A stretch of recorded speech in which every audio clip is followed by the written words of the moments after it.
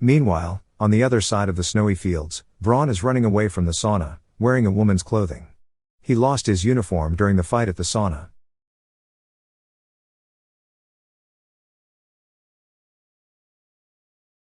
The movie begins with a Russian theater performers couple captured by a group of Nazis in Russia. The Nazis drag the couple near a cliff, asking them to perform for them before they pull the trigger. But the Nazis are not easily amused by the imitation of their leader Hitler, and the soldiers are ready to pull the trigger and kill the performers. Although a bullet hits them one by one, the Nazis fall to their demise by a lone soldier with an almost perfect aim that shoots all the Nazis to save the performers. The lone soldier appears to scavenge the corpse of the Nazis for bullets and other supplies to last the harsh cold weather of Russia and leaves. Meanwhile, a group of Russian partisans fights the Nazi forces while traveling. The other members die and get sick due to Russia's harsh cold weather. While traveling, Pops finds a young man shivering beside a tree in the middle of the snow.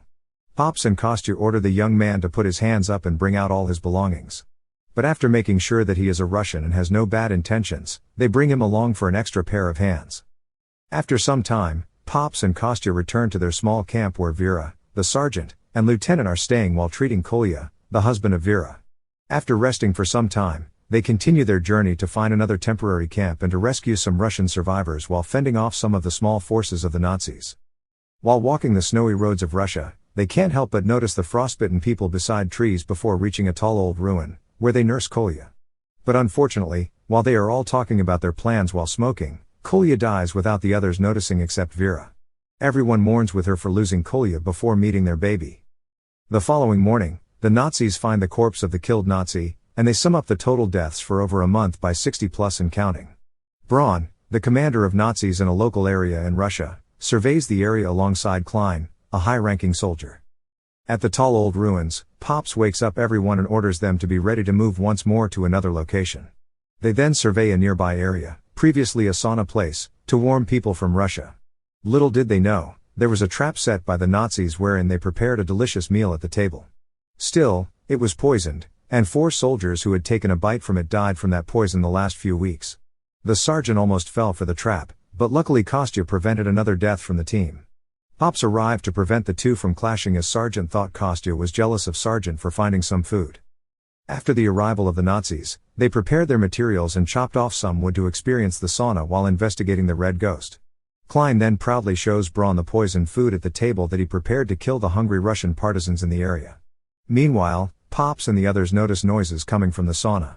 A sergeant appears out of nowhere to alert them that there are 30 plus Nazi soldiers and tells them to rescue Vera.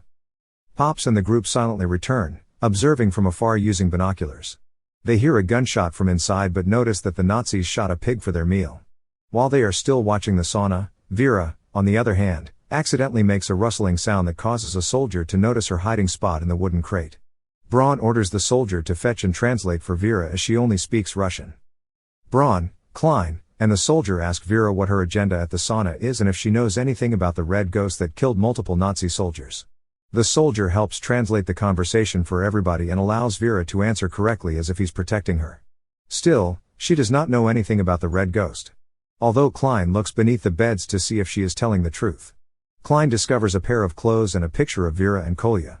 She begs for mercy as her baby is about to go out, but Braun and Klein show no mercy and hit her multiple times before dragging her outside before she meets her end.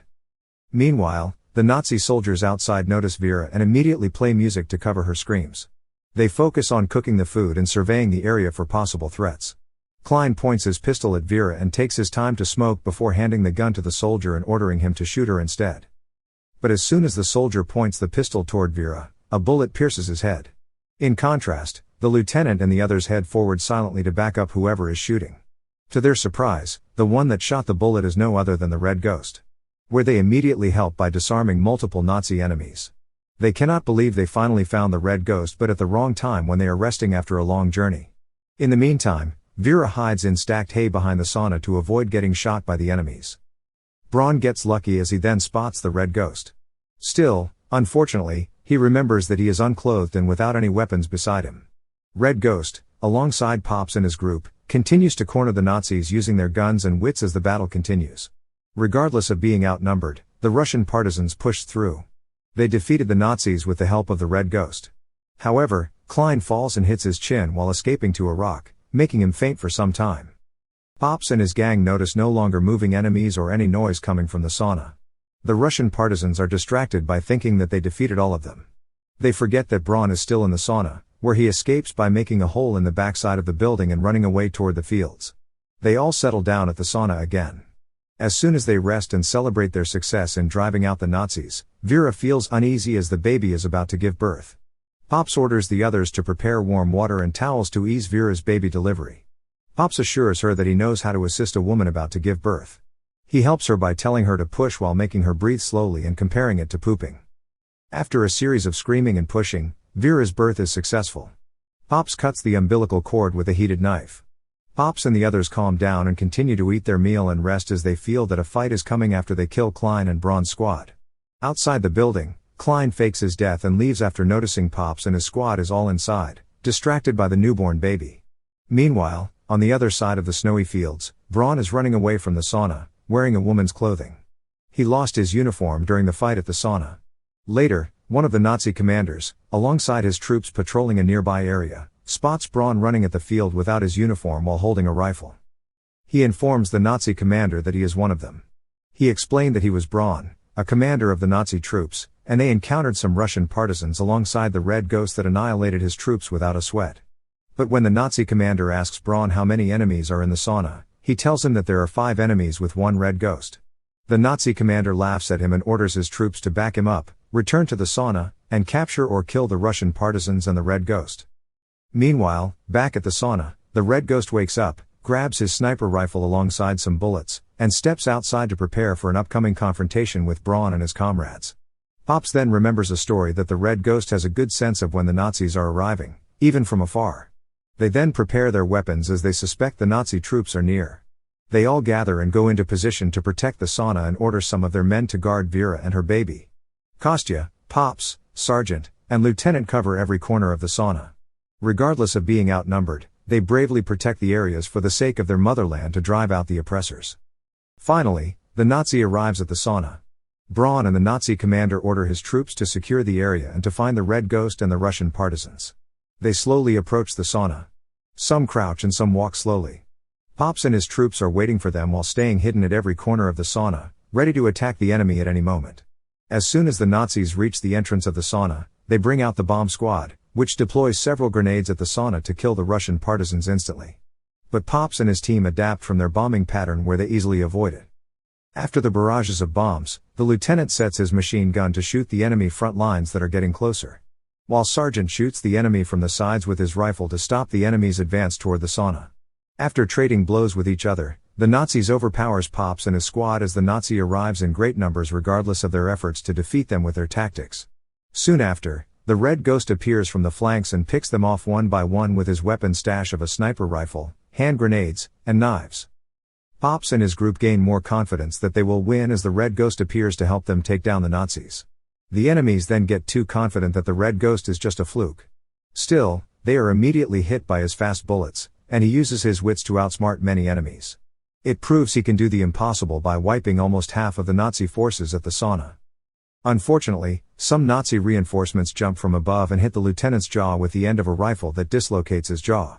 Pops gets shot by a soldier, thus enraging Kostya to kill his acting father. Meanwhile, the sergeant tackles the Nazi reinforcement and punches him till he cannot move anymore. While Sergeant finds a random vodka on the ground and immediately drinks it, and shouts, "This is my home." Afterward, he returns to Lieutenant and shoves the bottle of vodka at his mouth after fixing his dislocated jaw.